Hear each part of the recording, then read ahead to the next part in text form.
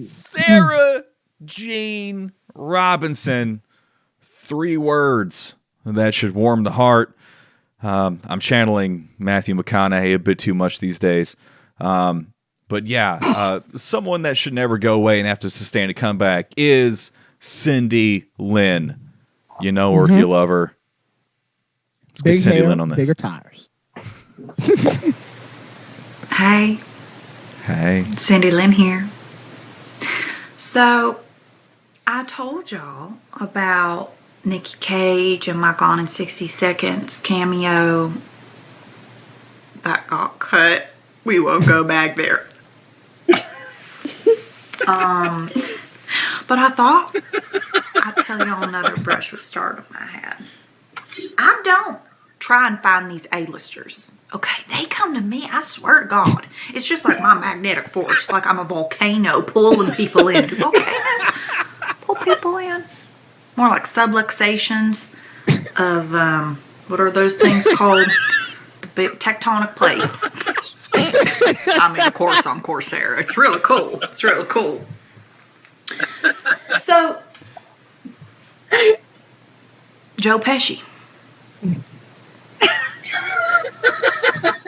Joe Pesci didn't always want to be an actor. Okay? Joe Pesci wanted to be a lounge singer. Not only that, he was an accomplished barber. That's how I knew him. He was a barber up in New York, right? I was down in San Antonio doing my thing, but I heard he was famous for, look, at the time this was called a gentleman's shaggy bob, and he was famous for it. So I said, I've never been to New York. Let's go up and see the sights. I walked into his barber shop, and it was like magic. It was like sparks in an ignition. It was like when you're trying to shift gears and you're all stuck, and then all of a sudden they go cha-chunk and things start moving. It was like that. I didn't even know I was stuck. I didn't even know I needed to be taken back into neutral. He was anything but neutral. All right. I'm going to need to hear more about getting unstuck. Before we get into that, Chad, what did you do with your life instead of spending 3 days watching The Irishman? Go. I found all the different ways to chonk.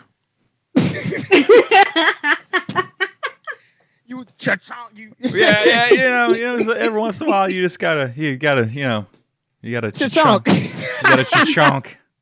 You know, we gonna need to spell that chonk. Yeah, you know, whenever the gears are slipping in your life, and and you need to find a way to get up the hill. Gotta put a little elbow into it. Just life's gonna find a way to keep you from finding your inner chonk. Times like that, I just get naked and play the bongos on my patio. But and that is why Matthew McConaughey has a goddamn Oscar. Chad, we gotta get you one too. We're gonna get you and Jimmy's grandpa an Oscar. That needs to happen, and we're gonna get Cindy Lynn an Oscar because that's your chunk.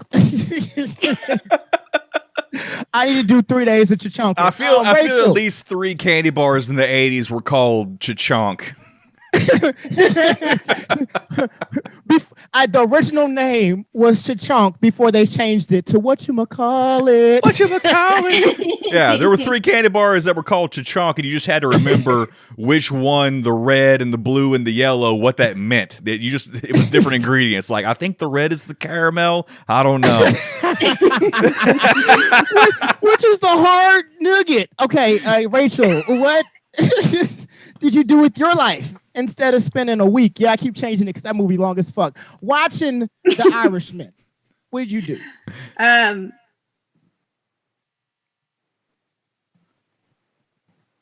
don't know. That's how I felt Like, watching I The Irishman. feel like that's just a metaphor for watching The Irishman. I don't know. Yeah, I don't recall. I don't want to. You could have done. No one You did. could have done something else, and you didn't, and still, it was better than watching The Irishman. It really was. Yeah, Let me tell you, no one wanted to. nothing is a task. Like when people pre-quarantine, people message me and they'd be like, "What are you doing?" Nothing. Do you want to do this? No, I don't.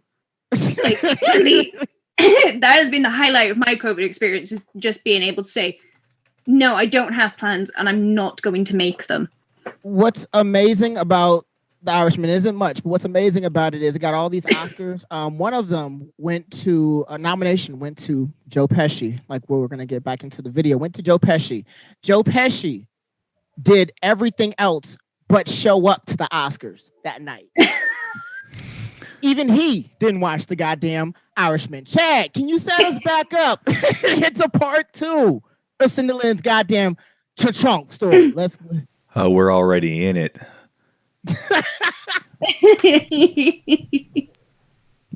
Like to hear. Here it goes. He took me to the grossest piece of places in New York, and we'd go to Central Park and spit in the fountain to wish each time, you know. Gotta make like 5 wishes, I think, each one. When we gotta get married, when we're gonna have kids, when we're gonna no. He'd recite sonnets to me. He was so soft. He wasn't this. I didn't see that man. I saw a gentle, sweet, kind Joe Pesci who enveloped my body in a cloud of caring. He caressed my cheek. And he'd say it too. He'd say all this shit. He'd be like, I just can't wait to stroke your gorgeous dirt. I mean, it was lurid. But it couldn't last. And we knew that. I had to get back to San Antonio, and he was off trying to be a lounge singer. And you know what? He would have been a great one. And it was old Cindy Lynn who told him, fuck Frankie Valli. Fuck those guys. He was cutting all their hairs. I said, fuck them, dude. Look at those stories behind those eyes. They need to be told. The world wants to hear them. He didn't know. At the beginning of that week, by the end, he did. I had done something to that man. Okay, there's a reason why all these boys come back to Cindy Lynn, because she keeps it tight. She has since day one. And you know what else is tight in Cindy Lynn? Her soul, her brain, her mind. And because I was keeping those tight, I was able to bring that man from a hole. He thought he was going to be a lounge singer. Joe Pesci. No. We needed to hear his voice, and we did. Look, I had a beautiful week with that man, and I'm so grateful. I'm not even sad about it. These aren't tears of joy. They're tears of life, of a life well lived. And Joe, if you're hearing this, you check my stories. I know you watch them. Joe, I'm so proud of you. I know you're softer and sweeter than anyone gives you credit for. But I remember those nights. And I remember those sweet kisses. And anytime I read Richard III, I'll always think of you. Good night, sweet prince. And for all the rest of you, get laid. It's really fun. Bye. Oh dear. You know what? Zalani in the audience said this. God bless America. No. God bless Cindy Lynn. God damn it. I don't even know. Man, after that story, my Pesci's wet. So. God bless. Say derp, derp, derp. Derp, derp, derp. That is amazing. You know, I love this show because everybody we see, I guarantee you, will either be on SNL, get an Oscar, or both. This is a promise. I'm not even talking about me. I'm talking about everybody else. Oh, y'all, this is amazing. Cindy Lynn, I want when I die, which is America Black. I want you to tell my story. I want you to tell this story. Make some shit up because that sounds amazing. Everything she said was somewhat true. That's what I love. It's like listening to a Tarantino movie. Everything was somewhat true. That's amazing. All right, that's a highlight for your goddamn ass. Cindy Lynn, don't call to come back because, bitch, she been back. God damn you, Cindy Lynn. Bigger hair, bigger tires. All right, give us money. And it's going dun, dun, dun, dun, dun. Okay. That's how Chad edit.